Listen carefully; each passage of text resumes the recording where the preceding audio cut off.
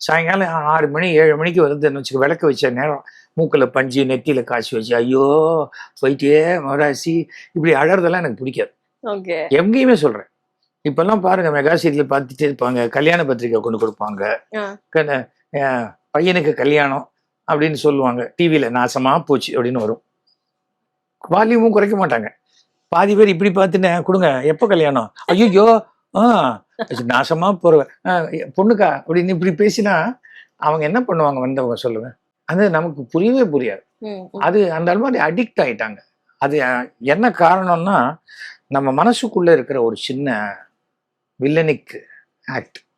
மாமியார் மருமகளுக்கு சண்டை இருக்கும், ஆனா எல்லாருமே எதிர்த்து பேச மாட்டாங்க, மனசுக்குள்ளேயே திட்டுவாங்க. அப்படியே எவ்வளவு தூரம் பாத்ரூம் போற ஒரு தடவையாவது வழிக்க விடலாம்ல மனசுக்குள்ள நினைச்சுப்பாங்க, சொல்ல மாட்டாங்க.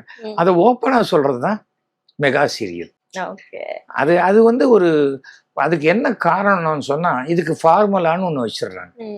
நீங்களே பார்த்துருப்பீங்க எல்லா சீரியலும். திங்கக்கிழமை அன்னைக்கு ஒரு சீரியல்ல ஹீரோயின் ஜெயிலுக்கு போயிட்டா சனிக்கிழமைக்குள்ள எல்லா ஹீரோயினும் ஜெயிலுக்கு போயானோம். ஏன்னா அதுக்கு ஈபின்னு ஒருத்தர் இருக்கார், அவர் சொல்லுவார் உடனே ஹீரோயின் ஜெயிலுக்கு அனுப்புங்க, ஹீரோயின் ஜெயிலுக்கு அனுப்புங்க அப்படிமா. சரி ரிலீஸ் பண்ணுங்கன்னா உடனே ரிலீஸ் பண்ணுவாங்க அந்த இன்ஸ்பெக்டர். அது மாதிரி ஒரு வித்தியாசமா இருக்கணும் தாங்க நான் நினைச்சேன். நான் சொன்னேன் அப்போ சார் ஒன்று பண்ணுவோம், ஒரு 100 எபிசோடு பண்ணா எப்படி இருக்கும்.